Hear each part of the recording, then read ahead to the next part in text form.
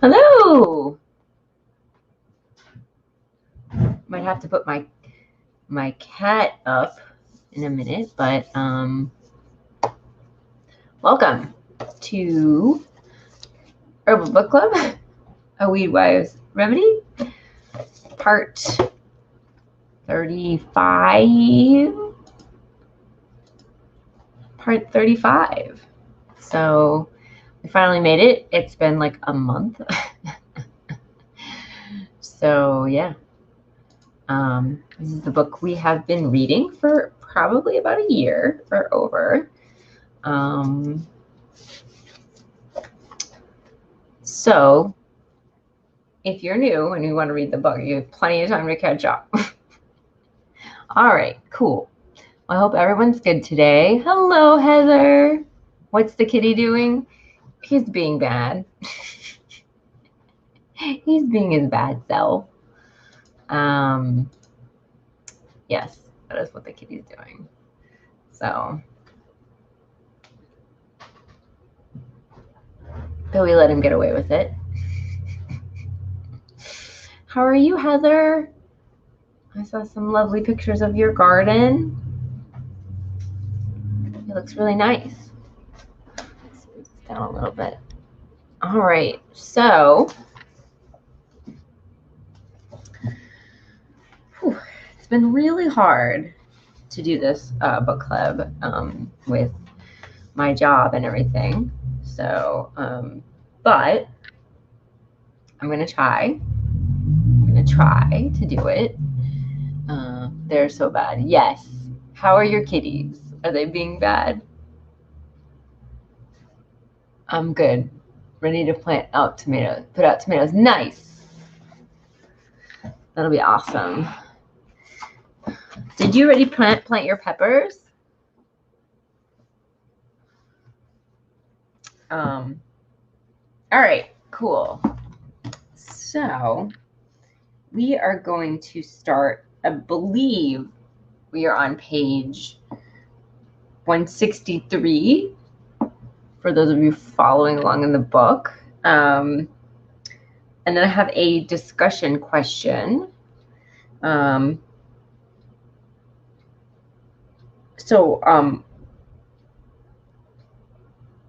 Where did everyone's interest in herbs come from? Do you remember when did you know you wanted to learn more about herbs? So that is the question, like, when did you first be like, oh, this herb thing, that's cool, what's that? So that's the discussion question. And I forgot this print was so small. I have seedlings inside, but they're not ready to go out. It's too cold. Nice. Pepper starts. I think I remember you saying you had like a bukus of peppers to put in. So that's good. You like my zit? It's all the house hunting. This is the house hunting zit. I'm 43 and I still get zits. So just one though, and it's on my chin, like it's like here, here, here. That's really where it is. All right.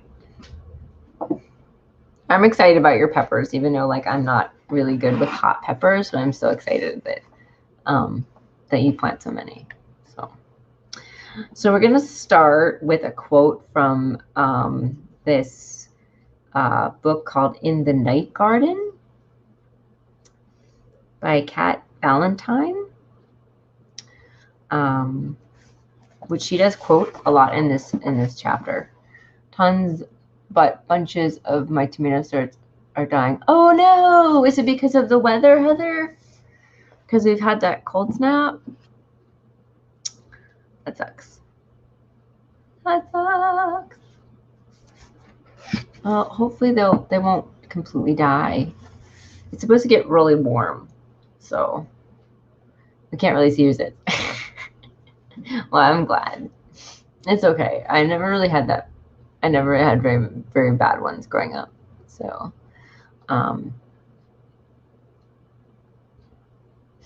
I'm just naturally beautiful. I don't wear makeup or anything, so I'm just like, ah.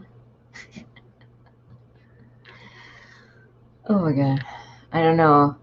Maybe hinky potty mix. To put, are you gonna, on your tomatoes?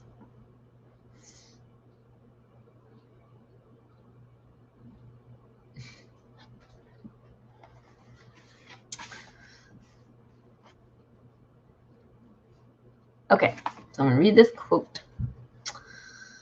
The witch raised up the maiden's face and smoothed her tears away, as though she was erasing a canvas. It's small print. She smiled at the helpless girl, her face lighting like a midsummer fire. Never put your faith in a prince.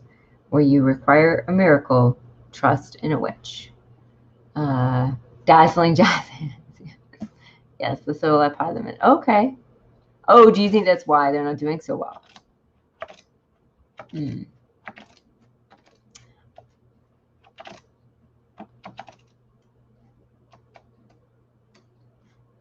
Well, that sucks if that's the case.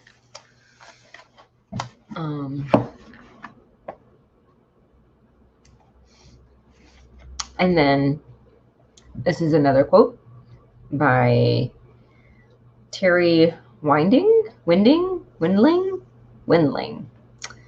from Into the Woods, Part 6, The Dark Forest. Yes. Okay. The Dark Forest is not the merry greenwood of Robin Hood legend, or a Disney glade where dwarves whistle as they work, or a national park with walkways and signposts and designated carrying camping sites. It's the forest, primeval, true wilderness, symbolic of the deep, dark levels of the psyche. It's the woods where giants will eat you and pick your bones clean, where muttering trees offer no safe shelter, where the fairies and troll folk are not benign. It is the woods you may never come back from. Sorry, that is small print. And my cell phone is like all the way across the room. So there's a lake here. Oh.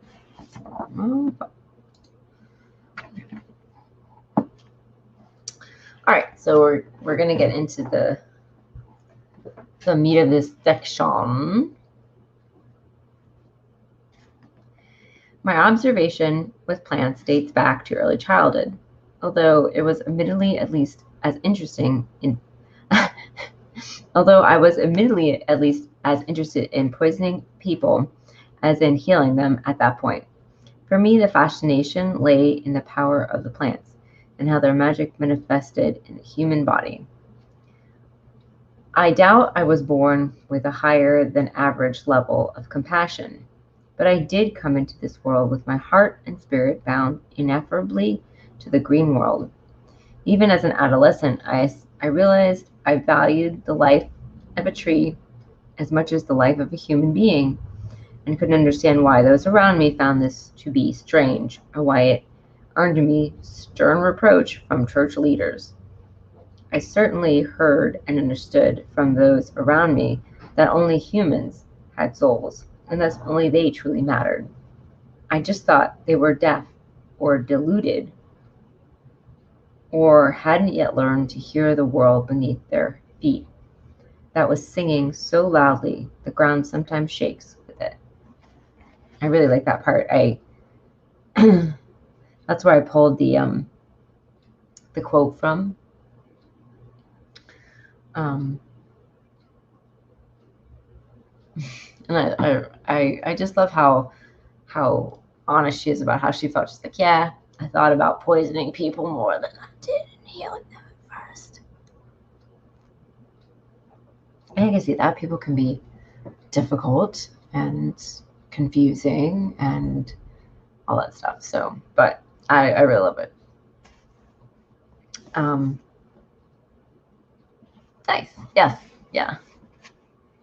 Well, thanks for joining me, Heather. I think I don't know what's happening with our little book club, but I'm gonna try to keep doing it. Maybe maybe it'll pick back up. Maybe people will rejoin. I noticed our Facebook group was private, and I probably should have made it public, but I that was my first group I made, so I can't transfer it into a public group without like losing everyone and having them rejoin. And I don't know if people would rejoin. Like, I just think that we would lose a lot. So I'm going to keep it as private. So if anyone wants to join, the link is going to be in the description. Please come and join us. We, if we get a couple people in here, we usually have like a really lively chat. I mean, even me and Miss Heather can do it. So, yeah, I mean, I think, and it takes us about a year to do a book. We are coming up to the end of this book. So if anyone has a book that they'd love us to do next, please put it forward, either in the description, either in the comments of this, or join the Facebook group. I'll probably call for ideas soon, but it's just been like, I just can't do it every week right now. It's really, really hard. I mean, maybe once we're done looking for a house, I can switch back and do like every week. So we'll see. We will see. And I hired like 7 people at work. So I should be having full weekends eventually, which is good. I don't know. I thought you could change it. I thought other groups have changed them without me having to join. Okay, I'll check that out, Heather, because I think from the Stories for the Earth podcast, I had to have everybody rejoin. They wouldn't let me change it, but I will look into it, because I think it would be better if it was public, and then people could share posts. People could just join, and we could expand it a little more and stuff like that. And I just, I didn't even know you couldn't share outside of the group if you made it private, which makes a lot of sense, but it's my first one. So yeah, okay, I'll look into that again. But if there's a book you're interested, Heather, let me know. For one after this one. I'm no expert. I'm not either. Definitely not. I mean, I can't believe I have 2 groups now that I run. It just blows me away that like I'm doing this. So I don't know, but we'll get this one. We'll get this one back on track. We'll do it. Just about. All right, I'm going to read a little more. My desire to be an herbalist bloomed from the oldest of stories. Where a witch lives at the edge of a deep, dark wood. She may be beautiful, or she may be ugly. She may speak with a siren's voice, or cackle deep in her wrinkled throat. It doesn't matter. It only matters that the forest holds her to itself like a beloved child, and that she speaks the names of the plants and animals as if they were her confidants, lovers, sisters, and elders. I highlighted that one too, because I thought that was really, really great. I think we've all expressed, a lot of us in this group have expressed the desire to live in a little cabin at the edge of the woods. Life is busy, house hunting, working, gardening. Yes, exactly. And then my Etsy shop has been on vacation for 7 months. I don't know what to do with that. So yeah. We're seeing like at least one house today, if not two. Very desirable. Yeah. I would say, Heather, your house may qualify, even though maybe it's not deep, deep, deep into the woods. You seem very, very, very much sort of out, you have a cow pasture by your house and stuff like that. So,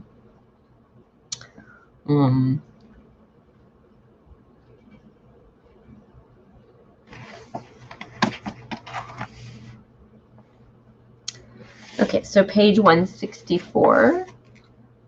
Although I haven't been to your house, so, due to distance and COVID and all that stuff, so, and time. Maybe one day, man. Maybe one day. That would be really awesome. Maybe we can, I don't know. Maybe we can take the podcast out there and chat if you want to, And I know we're off topic, but, talk about gardening and cats and I don't know. We'll think of something. I think it'll be real cool. But anyway, okay. Think about it. I digress. Okay, 164. The people from the village fear her. The townsfolk cross themselves when she walks past them on her way to treat an ailing grandmother. They question her humanity and her religion, but still they creep to her door deep in the night to ask for a cure for their baby's coop or a wound that won't heal. She may serve the community, but no one would mistake her as one of them. This healer archetype speaks of the otherness in a primal and sometimes frightening way. We see pieces of this in the story of almost every witch to appear in European and North American folk tales. From the hag-like visage of Baba Yaga to the beguiling beauty of the Queen in Snow White. So often the antagonists of our moral tales, these powerful women refuse to fit into society's molds of what is good, safe, and proper. It's secluded enough, but there's a little Airbnb a quarter of a mile up the road called the Milk Cottage. That's an interesting name. It's because of the cows, you think?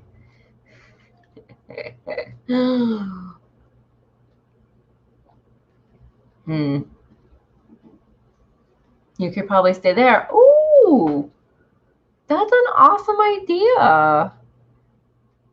Oh, man. All right. Well, I'm going to kick it around. So we're not ready to go on the road yet. But, so if anyone is yes, it was a milking barn.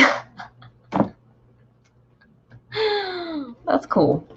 That's cool. I love those converted places. I like when people can do that, have that vision to convert these things from what they were into something else. And usually it's cool. It comes out real cool. It just, it retains that essence of what it was, but then it's something else. And I really like it. You got your second shot on Tuesday. Well, congratulations, Heather. We've been so busy.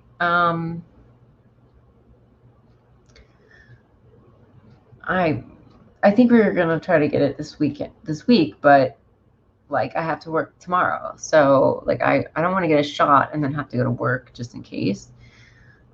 So I think we're close. We're close to getting vaccinated, but it's just like time. So I have to get it in and everything. Anyway, but congrats. Yay. So all right. Well, when we're all vaccinated, I think vaccinated people are allowed to gather together without masks. So it's soon. I have to get some equipment to do the recording and stuff like that I want to do. Anyway. Hello, if you've joined us. We're a little off topic right now, but welcome.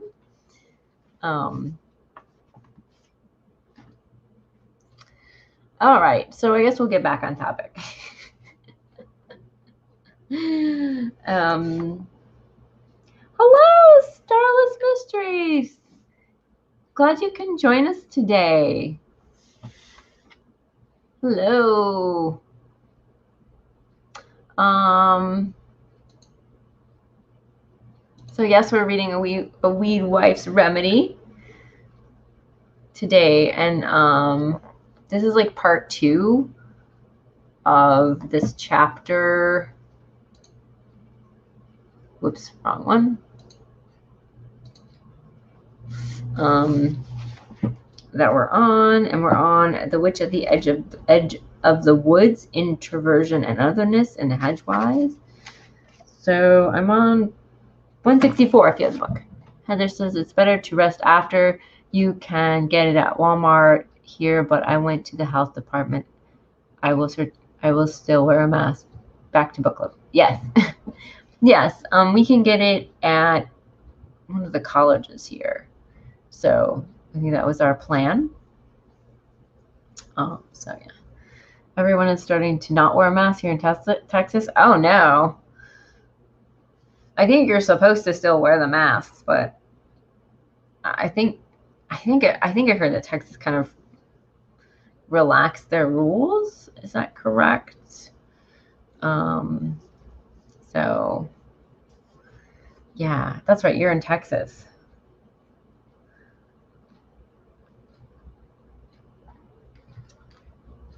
That's kind of worrisome for me because, you know, it's kind of like we're in this weird transition. You wear your mask. Yeah, I'm going to still wear my mask, especially because I go to work and I am in, you know, there's no social, you can't, like, it's very hard to social distance at my work, even though we don't have, like, customers. Oh, you're 100% wide open. Oh, I did not know that. Wow. Oh, that's right. You already had COVID. Oh, man. Wow. Yeah. Well, they said, I think, if you had it, they aren't sure, like, where that immunity, like, how much immunity you had to getting it again. So governor opened everything up a couple weeks ago. Yeah, I think that's what I heard. We have a Republican, like, government body, but our governor is Democratic, so that helps balance that out. So I don't believe we've opened everything up yet. I haven't heard in a long time what the heck is going on in my state. But yeah. I like wearing my mask anyway. It hides my dorky face. You know, my husband likes wearing his mask too. He's like, maybe I'll just still wear my mask after COVID, because he's shy, so he likes to hide his face. And I was like, yeah, I think people are still going to wear their mask for a long time, so it's not going to look weird. At some point, I guess I'll probably stop wearing mine, but not for a while. It's so funny how, like, you know, the masks were so bizarre in the beginning, and now, you know, we just wear them. I wear them all the time at work, so, like, sometimes I don't even realize I'm wearing a mask. You just get used to it. Horses for life on it. All right. Well, I hope, good luck out there in Texas. I think it is smart to wear a mask, even if people aren't. Stay social distance. Oh my gosh, for a while. And there's anyway, it's a whole hot mess. All right. Where was I? I was talking about how, like, the witches are portrayed usually as not fitting into society. So they stand frequently alone at the periphery of community and consciousness. Wrapped in a shadowy cloak, they embody the fierceness, hungers, and otherness that incites both interest and fear. It is the habit of human social groups to demonize what is outside of them, and thus it is the great importance for there to be interface between what is inside, familiar and comfortable, with what is outside, unfamiliar and potentially frightening. I never wear any makeup except for lip gloss, and in the beginning of this I kept forgetting, oh no, I had to wear a mask and put it on lip gloss. Put on lip gloss and then I had to take it right off again. I know I had the same experience with lip balm, and I was like, yeah, I'm never going to be able to do this, because you cannot wear anything, any kind of lip, anything with the mask. It's just, yeah, it's gross. But I had the same experience because, you know, my lips don't get that chapped, but sometimes they get, you know, chapped in the winter. So, yeah, lip gloss is my, like, extent of my makeup too. And even that, like, I've kind of stopped doing. But I make lip balm, so I have lip balm everywhere. We need the witch in the forest for her healing is raw and close to the source of the first forest, the archetypal darkness from which humanity was birthed. Oh, okay. So I'll ask the discussion question again. Got a discussion question is, so where did everyone's interest from herbs come from? When did you first know you wanted to learn more about herbs? So, no makeup here either, right, Heather? Yes, so no makeup club. Woohoo! Woohoo! This might be a three-parter, y'all. Starless Mystery, if there is a book you would like us to read next, let me know. You can let me know here in the comments if you know already, or like in the comments once the video uploads, or in the Facebook group, because we're almost done. I mean, almost is a weird term because it takes forever, but you know, but I'm going to start asking. So, on what subject? Herbs. Yeah. So we did Susan Weed's book, Healing Wise, first, and then this is and then we did a Weedwife's remedy. It's really good if it's just not a book that just goes through the herbs, right? Like this is strict Materia Medica. I'm trying to grab one. You know, like something like this wouldn't be good because it just talks about, it just has herbs and like their actual recipes and remedies, and this sort of book is about,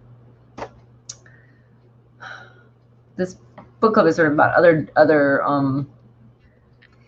like Susan Weed had stories and all kinds of other stuff, concepts of healing, right, around herbs and herbal medicine. And so this book is good. Sorry. I have this book. I want to read Writing Wild. Oh, I will check that out. Writing.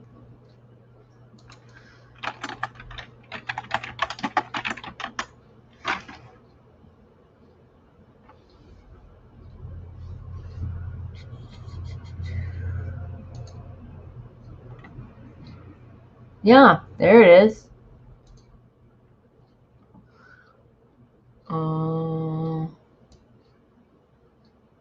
Yeah, okay. So this is the book that Heather is talking about.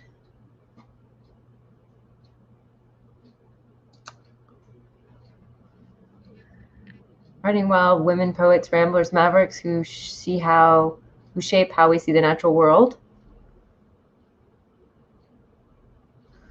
That seems like a good one. It's about women, not all herbalists, but related to nature. Yeah. Yeah.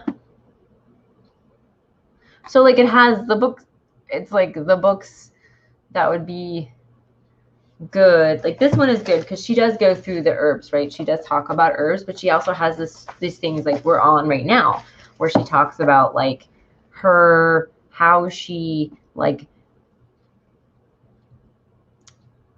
her how she, let's see, we talked about an apothecary once. We talked about what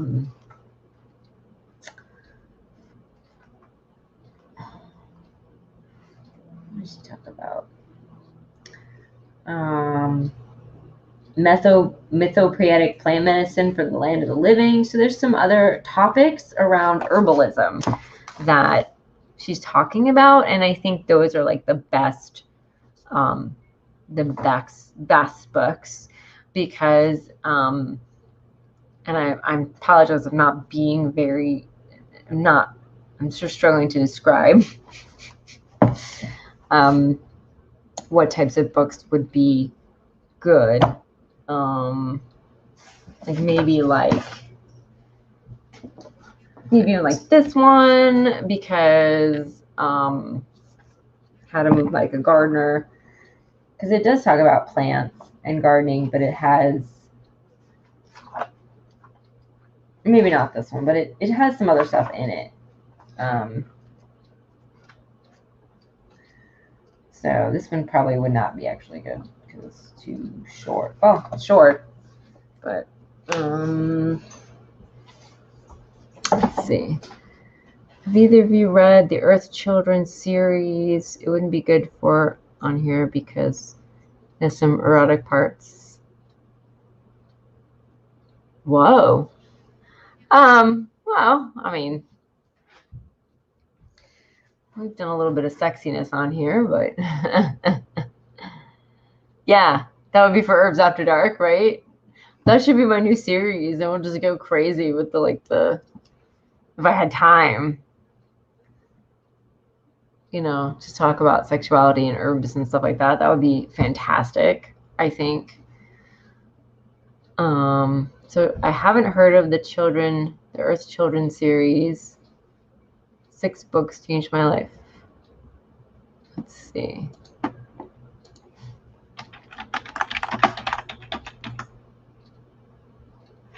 Yeah, okay, popping up on the, oh wow.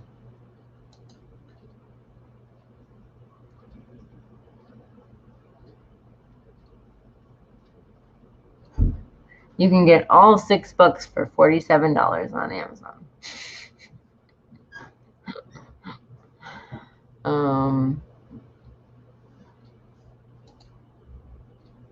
Seriously, just listen to it. It's unbelievable. So, what is the name of her YouTube channel? We can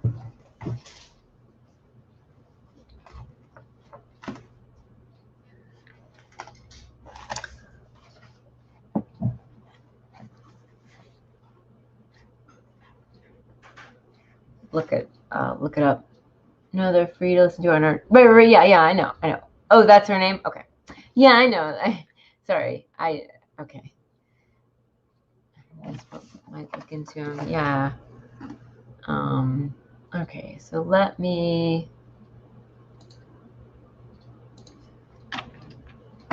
see if I can search for that.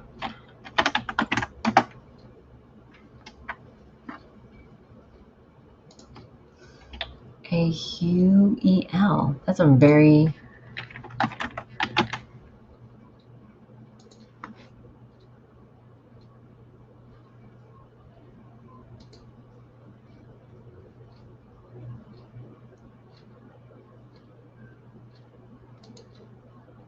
I have found her. Yes.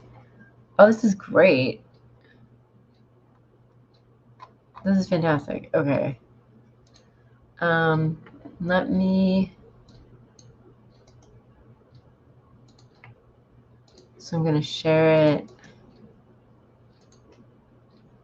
This is her, the link to her YouTube channel, but you just look up her name.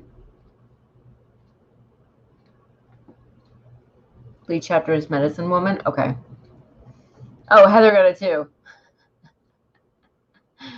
Was that the, wait, hold on.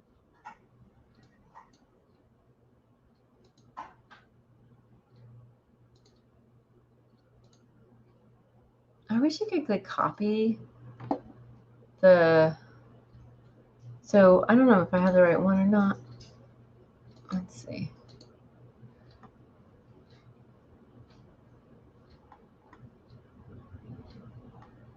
Did we come up with 2 different channels, Heather?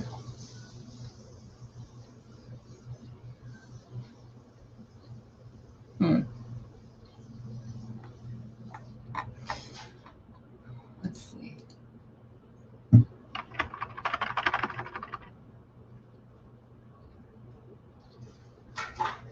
Wait, did you do Clan of Cave Bear?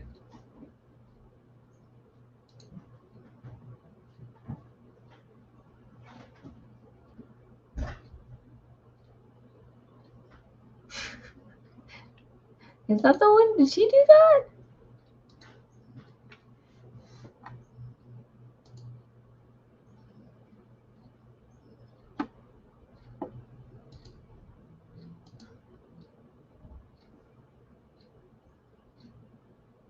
Oh, shoot.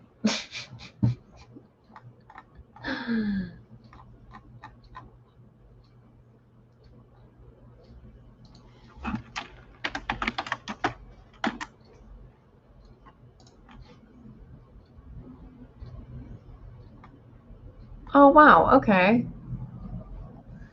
So everyone probably has heard of Clan of the Cave Bear. Oh, you did it wrong, Heather? Okay. Okay. Okay, cool. Well,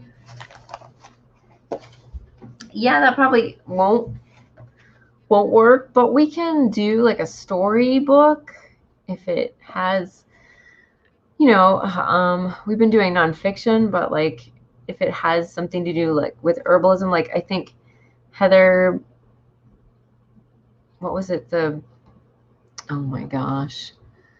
Heather had put forth a book, The Winter Sisters might be a good one. So yeah, it can be.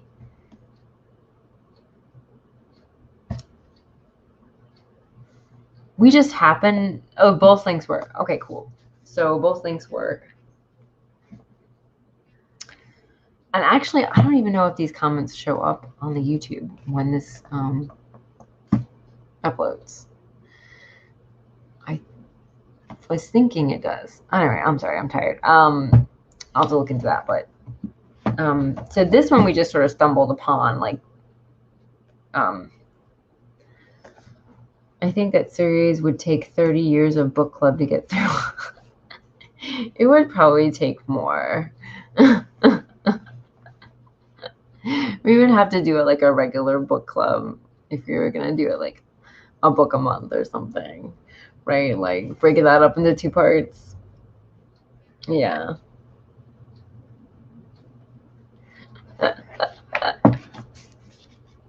Oh my gosh. All right. Well, let's see if we can get finished with this part.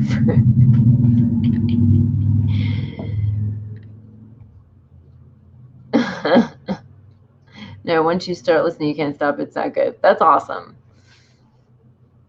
And so that would help because then we can all listen to it instead of if we don't have time to read it, like me, you know. So that's, I think, one of the reasons like I made the book club like it is because, you know, and these chapters are really short, which is nice. So adventure, suspense, and romance. Yeah.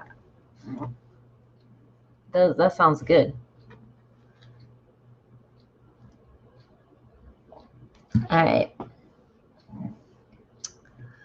We're at the bottom of 164.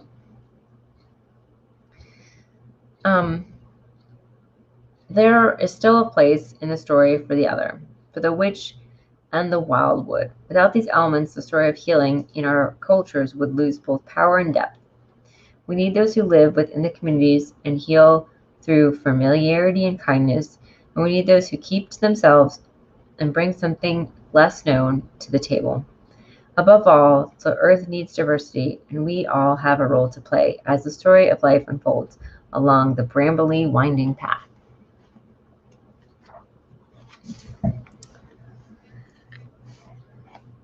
$165. I've got another quote. So from Kat Valentine, from Deathless, her book. And if they thought her aimless, if they thought her a bit mad, let them. It meant they left her alone. Myra was not aimless anyway. She was thinking. I really love that.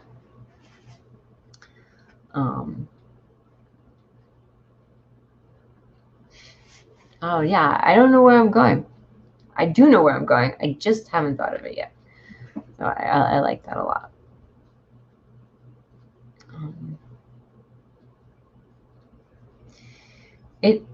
It's taken long years for me to accept that I am both a hypersensitive person and a very introverted one.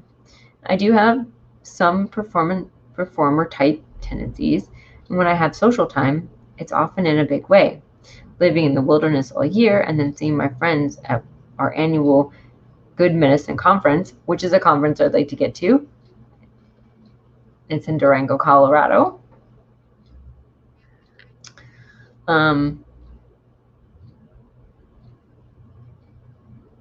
Works great for me this way. I get to see everyone all at once and enjoy the full-on festival experience, and then I can turn to my tiny cabin in the mountains to recuperate and plan for the next time. I have often felt that I should be more social, and am capable of acting that way for periods of time before I realize that I'm spiraling into burnout anxiety, and the sense of being completely overwhelmed by others. I've spent much of the last 6 months trying to understand why I fight my own nature and force myself to be more social than I really am, and then rebound so badly that I can hardly bring myself to speak to anyone at all for a week. So I think a lot of us, definitely I feel like this sometimes, but I think that possibly the reason she feels like this is because of social pressure. We're supposed to be social, and what's wrong with us if we're not? If we want to be by ourselves. So if you hear a cat, that is my cat meowing. He got fed and everything, but he is still meowing. He just wants love and attention. Eugene. See if we can get him in here. So yeah, does anyone feel like this, or has anyone felt this way in the past? You feel the pressure to be social, but yet then, maybe it's difficult, or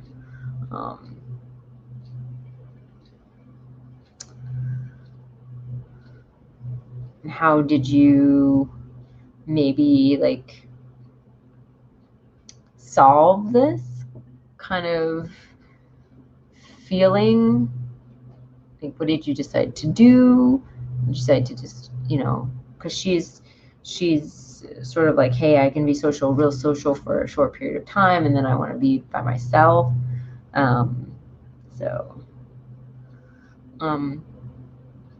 I'm grown to understand that for the average person, saying hello and engaging in small talk with other people in the grocery store, at a cafe, or over the backyard fence is both enjoyable and relatively effortless. For me, interacting with other people, even the nicest of people, requires significant energy and work. I find that the better I know myself, the more I only want to spend time with others in an intentional and focused way whenever possible, even if it means that other folks might think I am insociable or strange. Come on, Katie. Yeah, he's coming. Come on. Come on, buddy. We're not going to have nap time today. Come on. Come on. I don't know. He's coming. You coming? You coming? You coming? No, he's not coming. Starless Mystery. I've been getting a lot of help with my agoraphobia. Sorry, I'm going to mispronounce that. And panic disorder from an organization called Anxiety Canada. Oh, that's awesome.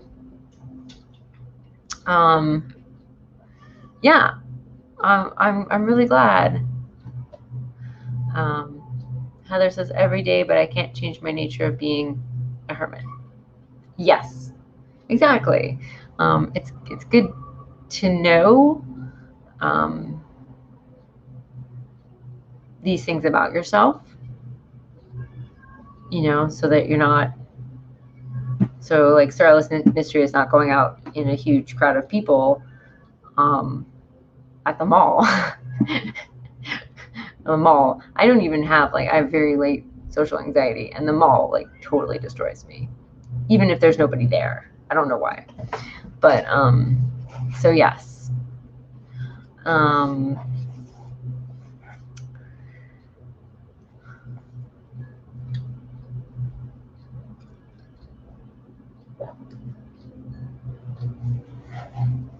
So I do like that she talks about herself like this. You know, she's very, very honest about it, and these are subjects that I think need to be talked about more. I hardly ever leave my house. Yeah, I think we've had discussions about, right, yeah, Starless Mystery, yes. I am glad that you're finding some support. So if anybody and thank you for passing on that Anxiety Canada organization. Other countries seem to offer so much more in ways of helping mental health. I would love some colluding for my own people issues. Yes. Definitely. We have both a physical and mental health issues in this country. But I think Canada helps to look at things different. I actually went to the dentist last week and didn't freak out. Woo! I mean, the dentist can be putting it into some perspective too. The dentist is nerve-wracking for normies. But congratulations, that's really, really good. You know, it takes time and work, and you know, Heather said she can't type.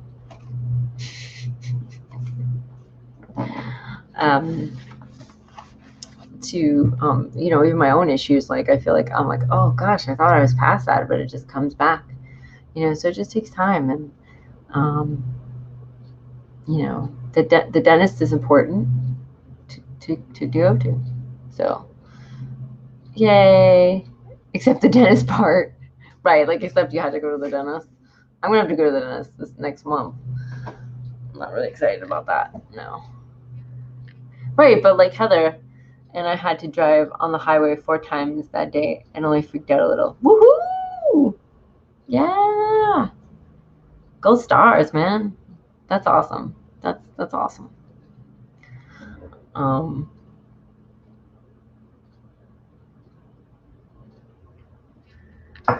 So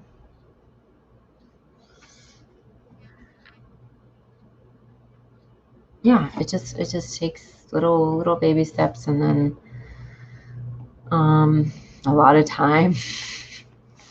But you know, I think those are very good breakthroughs. The highway is terrible. Good job. Yes, I agree, Heather. The highway is terrible.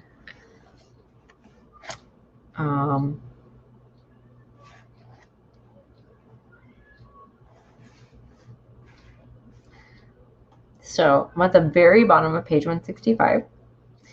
Those more social then we may understandably have a difficult time understanding our retiring habits. But there are certainly some ways in which we can create boundaries for ourselves while helping those around us have a deeper understanding of who we are and how we prefer to interact with the world. Below, you will find a list of some of these tips that help me remember how to stay grounded in myself and assist me in staying true in my own needs and nature. I haven't found anything as far as herbs to help my issues that doesn't make me feel drunk.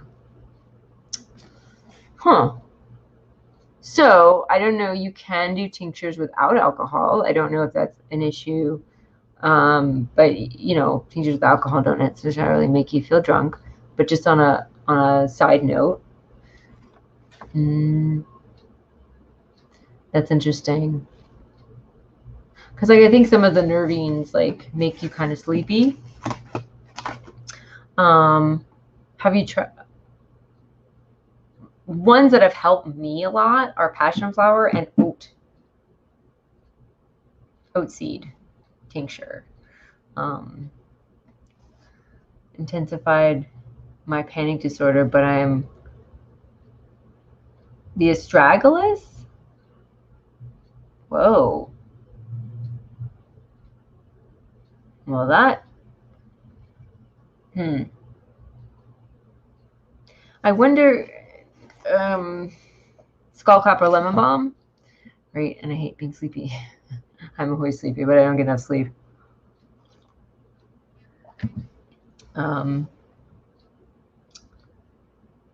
Yeah, those are two good ones too, Heather. But before we start throwing out herbs, which we already did, I wondered if there's maybe like an herbalist by you that could help. Passion flower works, but it makes me sleepy. Yeah. So what I was taught about passion flower is it doesn't actually make you sleepy, but if you're tired, it's relaxing. So it'll affect you that way. Especially if your brain, I guess, is on overdrive and then it calms that down, you're probably going to feel sleepy. So I have a ton of lemon balm outside right now. What does it do? Lemon balm is like,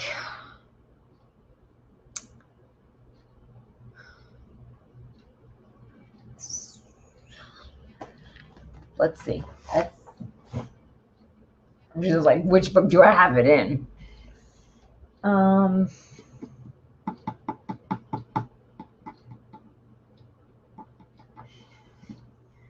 It's not a Susan Weed.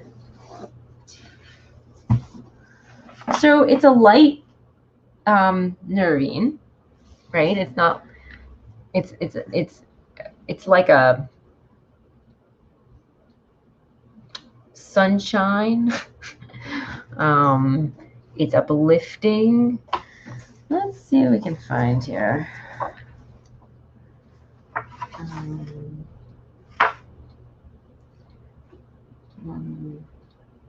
Oh, come on.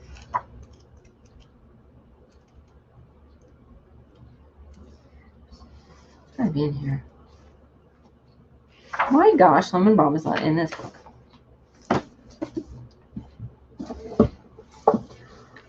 We need to get her some bookshelves. Oh, thank you, Heather. It's a mood lifter in a relaxing way. Gives a bit of energy. Thank you. Yes. I would try it. I would do you know how to make a tincture? Or how do you prefer to take your herbals? As a tea, as a tincture?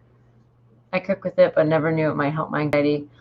Maybe it might be because when you're cooking with it, you're not getting a strong enough dose. So what I would do is I would pick some or pick a bunch of it. You like tea. Okay, so what I would do is I would pick a bunch of it, right? Like a lot. And then, have you ever dried any herbs? Yeah, it's good whizzed in the blender fresh. Yeah, okay. Heather would have some ideas. So if you ever dried any herbs, if not, what you want to do is you want to gather a, you want to cut it kind of in the afternoon when it's sunny. Well, not almost sunny, but right before it gets too hot, right? And the dew has evaporated, but it hasn't like really, the heat hasn't really sinked in. And Heather's giving some ideas right now on how you can do it fresh. But with the, then you want to gather together a little bundle that's like kind of like a pencil thick, or of the stems, right? You want to strip off some of the ends of the leaves so that you just have the stems at the end. You want to tie them up in a bundle. You want to hang them somewhere where it doesn't have direct sunlight to dry. Now, the reason you want to dry it before you make a tea out of it is because it's stronger, because the cell walls are broken down already. Like the water can get in and you can make the tea more concentrated. And then you make the tea from those leaves. And you dry them until they're really crackly, like fall leaves. And then you can store them. I would just, you can strip off the leaves and store them in mason jars out of the sunlight. So those are two ways to do it. And the tea, I don't know how long you would steep it for. You want to get a mason jar and, put like 2 handfuls of leaves or you guys would go crazy in my garden right now. There's so many herbs out there. The damask roses are in bloom. Oh my gosh, we would, wouldn't he?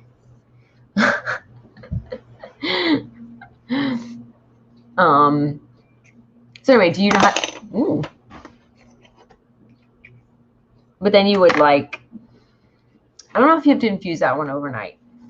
So we'll do like a couple hours infusing in that, and you can even put a little honey in it, so it's a little sweet.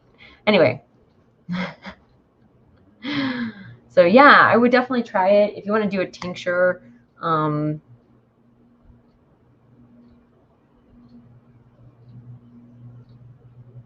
made some broth the other night that was so good with just plantain, herb, and onion. Wow, that's awesome. That is so cool. I don't think I've ever had plantain soup. We just had a freeze yesterday here. Yeah. Me and Heather are close enough by where we've got similar weather, so it was cold here too for the past 2 days. Anyway, yeah. So either make that, you could do both. Starless Mystery, you can do Heather's juicing idea, and then you can also dry it for tea. And whenever try that, you want to drink between 1 to 4 cups a day. See how you feel, and everything else. So it was delicious. That's awesome. All right, guys. Well, I'm gonna have to go. So we didn't quite finish. Let me read these real fast because I have to go, because then we have to, I think I'm going to do that first. Yeah, because it's easier and they're fresh, right? But you can do both at the same time, because while you're waiting for them to dry, you can have the fresh stuff. All right, so I'm going to read these real fast, and then we will close out this chapter.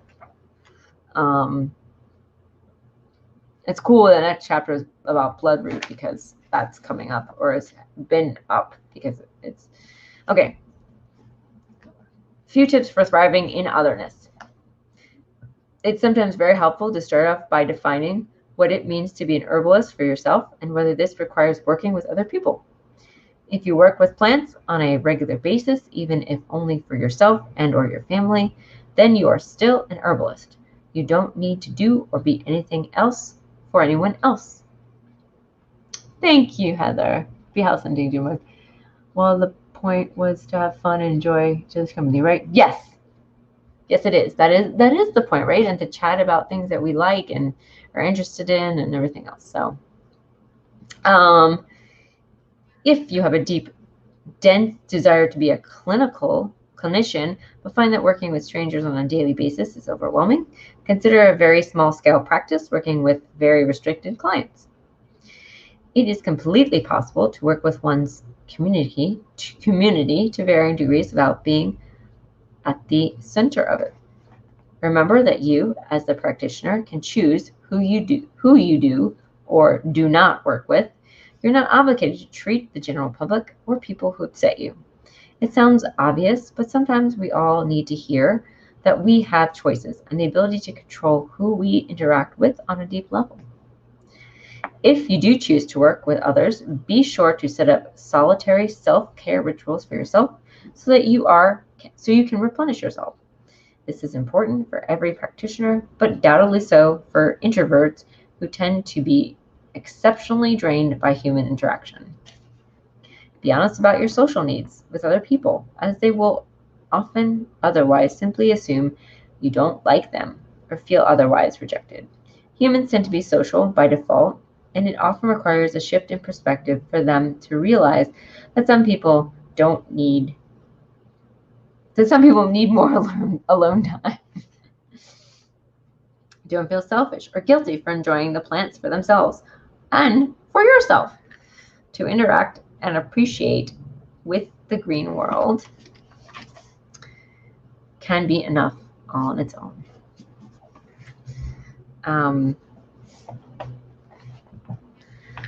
So that's some tips, working with plants and others if you're an introvert, which I think many of us here right now are or have some social anxiety. Somewhere deep in the woods near dusk, a small woman is smiling to herself as she gathers sweet roots and rich mushrooms for that night's dinner. She hears the quiet patter of paws nearby and holds out a morsel of fruit for her furried friend. Her basket is full of the bark, leaves, and berries needed to treat the cough of an ailing child. The mother will visit the woman's small cottage at the edge of the forest the next morning to retrieve the medicines before hurrying back to the noisy, bustling heart of her own home at the center of the village. All around are the muted sounds of birds settling into their roosts and the ripple of running water nearby. As she raises from the damp ground, she thanks the land for its richness and strives on sure feet in the near dark back to the blessed peace of her tiny house. The trees lean in towards her as she passes by, straining to hear her quiet song and holding her to this forest as its own. So that's it. That's the last of the chapter. So yeah, I really like that. I really love that. So thank you guys for joining me today, and chatting and everything else. So we will, Starless, I really would want to know more about your adventures with Lemon Balm and everything else. It is a sweet ending, isn't it? It's amazing. And I have to thank you. So I have to run off here and eat so we can see some houses. So yeah, we will be back in 2. So on the 14th, it's the 2nd and 4th Friday of every month. So we'll be back on the 14th.